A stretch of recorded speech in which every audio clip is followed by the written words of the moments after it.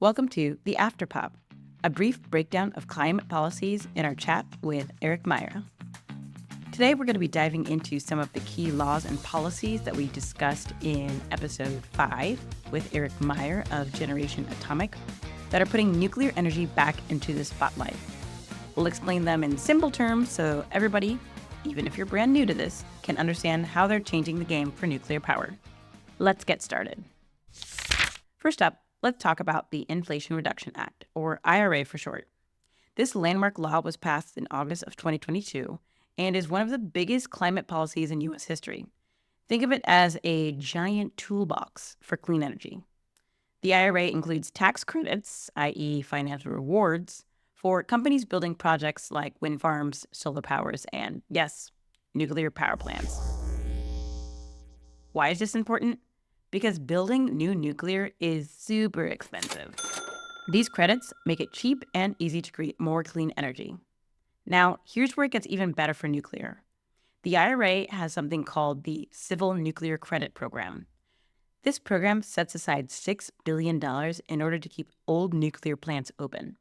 These plants provide a ton of clean energy, but sometimes struggle to stay profitable. The credit program gives money to these plants to help cover the cost of keeping them running. One big example, Diablo Canyon in California, which supplies about 1/8 of the state's clean electricity. Next, let's talk about the CHIPS and Science Act. While this law is mostly important about making computer chips in the United States, it also has a part called Visions for the Future. This section puts extra incentives, basically financial benefits, for placing new nuclear projects in frontline communities. Frontline communities are areas that have been affected by pollution or economic challenges, often from old factories or fossil fuel plants. By placing new clean energy projects like nuclear plants in these areas, we're not just fighting climate change, we're also creating new jobs and new opportunities where they're needed most. So when Eric talked about brownfields, i.e., places that are literally brown due to the chemical plants and fossil fuel plants around them, this is where these new nuclear power plants could go. After that is NEICA, which stands for the Nuclear Energy Innovation Capabilities Act. NEICA is all about the future of nuclear energy. It supports new technologies like small modular reactors, smaller and safer and even more efficient than traditional nuclear power plants. NEICA helps scientists test and develop these advanced reactors faster so we can start using them sooner, such as X-Energy's high gas temperature reactor and Natrium's sodium fast reactor. Imagine a nuclear power plant the size of a school gym powering an entire town. That's the type of innovation NEICA is trying to make possible. Now, let's zoom in on state policies. Some states have these things called nuclear moratoriums. They're basically bans on building new nuclear power plants. A lot of these moratoriums were created decades ago when people were more worried about nuclear energy.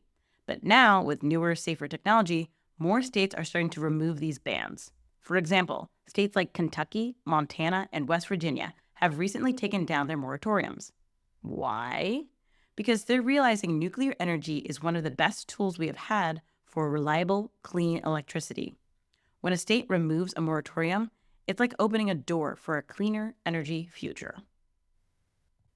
So, why should we care about all of this? Well, here's the deal. Climate change is one of the biggest challenges we've ever faced. And to deal with it, we need clean, reliable energy that works all the time, not just when the wind is blowing or the sun is shining. That's where nuclear energy comes in. It's clean, powerful, and thanks to these policies, like the Inflation Reduction Act, NEICA, and removing state bans, it's becoming easier to build and maintain nuclear power plants. Nuclear energy can bring new opportunities to communities that need it most. And these types of changes are helping us move forward to a world where we don't just talk about clean energy, we actually make it happen.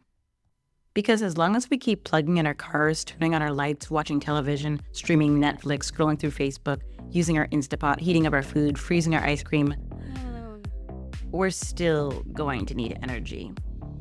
And ideally, we want energy that doesn't cause harm to ourselves, the other creatures on this planet, our planet, and for future generations.